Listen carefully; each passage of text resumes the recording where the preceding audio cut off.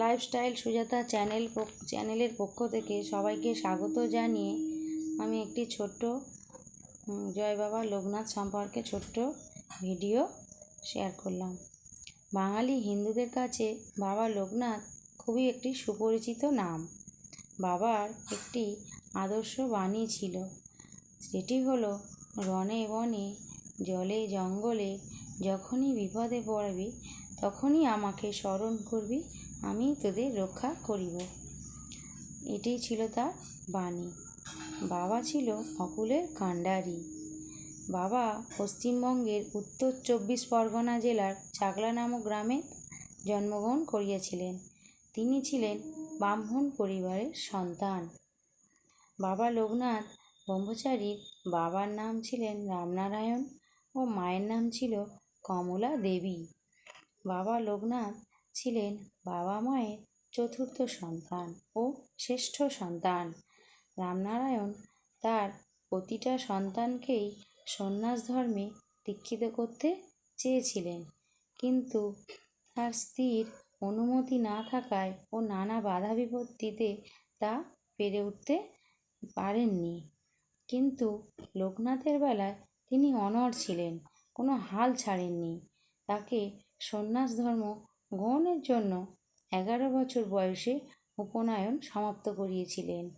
পরে গ্রামেরই সন্ন্যাসী ভগবান গাঙ্গুলির হাতে লোকনাথকে তুলে দিয়েছিলেন। সে সময় লোকনাথের ছোটবেলার বাল্যবন্ধু ছিল বেণী মাধব। ভগবান গাঙ্গুলি তার 2 শিষ্য বেণী মাধব ও লোকনাথকে নিয়ে পদযাত্রা শুরু করলেন এবং মাঠ ঘাট নদী বন জঙ্গল ও শহর পেরিয়ে কালীঘাটে এসে উপস্থিত হলেন। তারপরে সেখানে এসে যোগ সাধনা শুরু করলেন, ব্রত করলেন। তারপর বাবা লোকনাথ ব্রহ্মজ্ঞান লাভ করলেন। যখন তিনি ব্রহ্মজ্ঞান লাভ শেষ করলেন, তখন তিনি নানা দেশ ভ্রমণ করলেন, মক্কা মদিনা প্রভৃতি দেশ। এইভাবে ঘুরতে ঘুরতে যখন বাবা লোকনাথদের গুরু ভগবান গাঙ্গুলির 100 বছর বয়স হয়ে গেলেন, তখন ভগবান গাঙ্গুলি বেণী মাধব ও লোকনাথকে শ্রী তৈলঙ্গ স্বামীর হাতে তুলে দিয়ে পরলোক গমন করলেন। তারপর বেণী মাধবকে সঙ্গে নিয়ে লোকনাথ কাবুলে পৌঁছালেন। সেখানে এক মুসলিম ব্যক্তির সঙ্গে বেদ ও তাদের ধর্মগ্রন্থ শাস্ত্র নিয়ে আলোচনা করলেন এবং ইসলাম ধর্ম সম্পর্কে তত্ত্বজ্ঞান লাভ করলেন।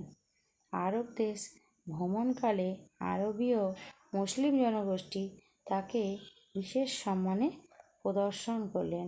আজ আমি এই পর্যন্তই বললাম। পরের পর্ব নেক্সটেতে বলবো।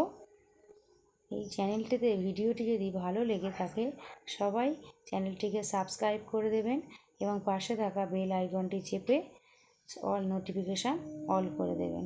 নমস্কার।